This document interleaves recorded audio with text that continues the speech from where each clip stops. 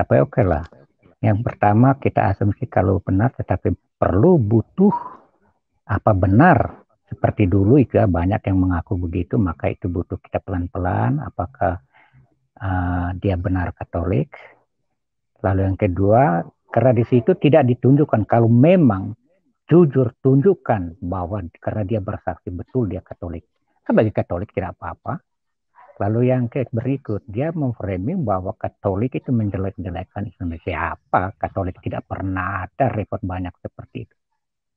Dia terlalu, kalau yang dia betul-betul sudah imannya keras, ya dalam istilah dia, itu tidak pernah akan membicarakan orang yang lainnya kalau orang tidak diganggu. Tidak pernah. Terlalu amat dalam.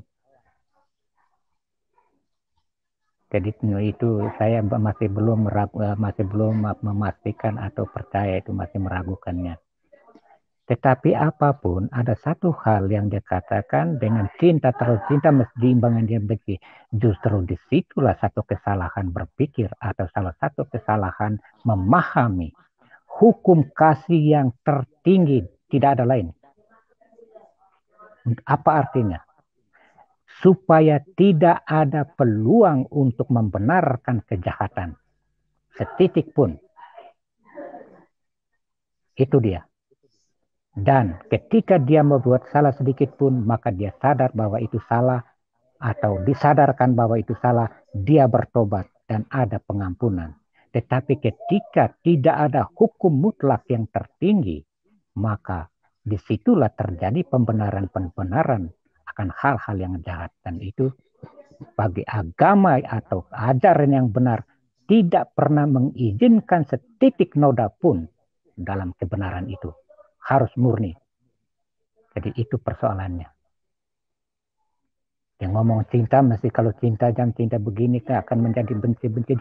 Tidak bisa seperti itu. Anda hanya mencintai. Dan kalau Anda tidak mampu, itulah keterbatasan manusia. Dan di situ ada pengampunan ketika kita sadari bahwa kita salah. Atau orang lain, sesama kita menyadarkannya.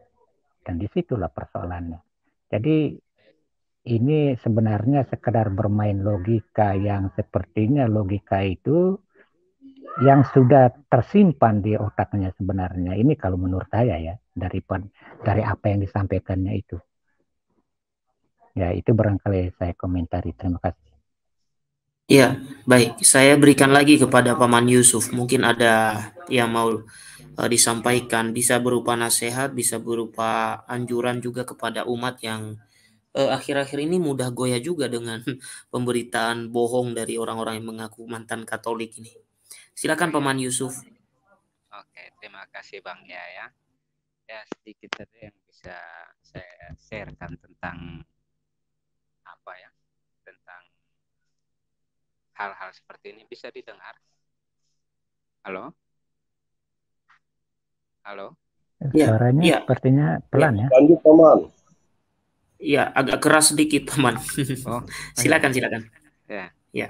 Ya, ini karena kebetulan saya sering di Room Muslim, tapi yang itu mungkin dari wawancara Donditan ya. Biasa Donditan ini saya tidak masuk ke roomnya, tapi biasa kalau jangkauan CCC, MDM atau yang lain biasa mereka juga akan konfirmasi ke saya memanggil. Kalau biasa ada yang menyebut mantan Katolik, biasanya saya juga ikut masuk. Tapi sejauh yang saya dapati selama ini tidak ada dari kalangan Katolik yang saya jumpai. Biasanya mereka bingung antara Katolik atau Protestan. Nah, itu yang kadang-kadang kasihan sih. Mereka ini orang-orang yang belum mengerti kekristenan, tetapi banyak mengatasnamakan Katolik. Pengalaman saya saja mungkin di CCC sekitar 10-an atau belasan. Dan kebetulan mereka kenal dengan saya, jadi mereka kadang memanggil saya untuk konfirmasi betulkah itu seorang mantan Katolik. Tapi yang saya jumpai dari semua yang pernah saya ikuti bukanlah orang Katolik.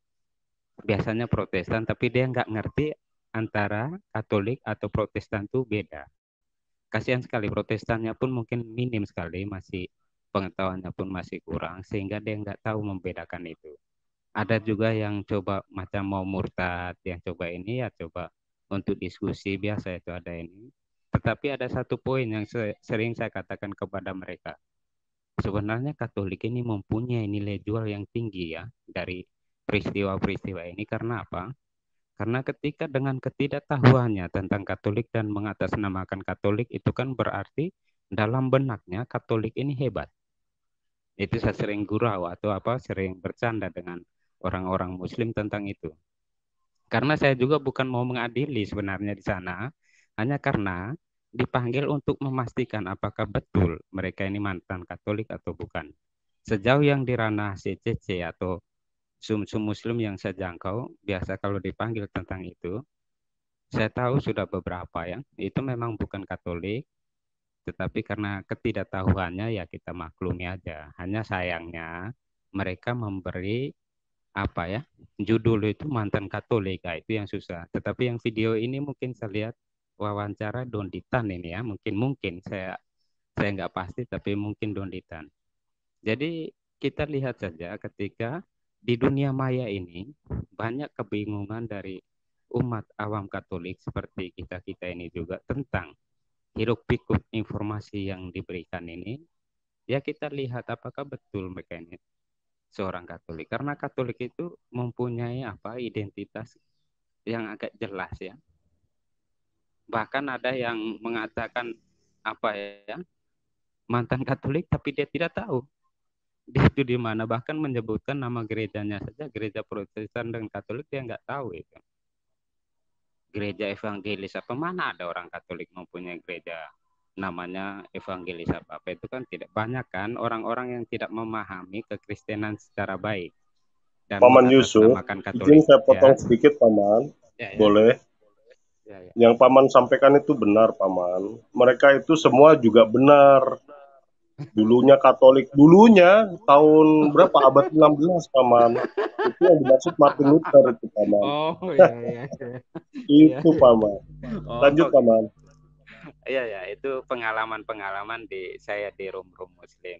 Biasanya mereka juga baik memanggil kita Katolik, kebetulan mereka kenalkan jadi untuk ini bukan untuk menginterogasi tapi untuk mereka sendiri, bukan bagi yang memberi kesaksian tapi bagi orang Muslim di situ. Ya biasa saya sampai katakan ya memang pamor Katolik itu hebat sehingga semua mau mengatasnamakan Katolik untuk masuk itu kan saya bilang itu berarti nilai jual Katolik itu tinggi. Itu cara saya bergurau untuk melihat mereka. Tapi ya kalau memang ada pun seorang Katolik, saya sudah sering tekankan. Saya kutip dari Uskup Malang ya, yang mengatakan kasihan seorang Katolik yang belum mengenal kekatolikan tetapi meninggalkan kekatolikan. Nah itu yang perlu dikasihani. Saya biasa hanya memberi titipan nasihat seperti itu. Tetapi bagi kita semua, apalagi Bang Gea dengan kawan-kawan di sini sebagai apologet Kristen, ya coba semakin semangat ya, kita akan semangat untuk memberitakan dalam porsi kita sebagai awam Katolik dengan pengetahuan kita untuk memberi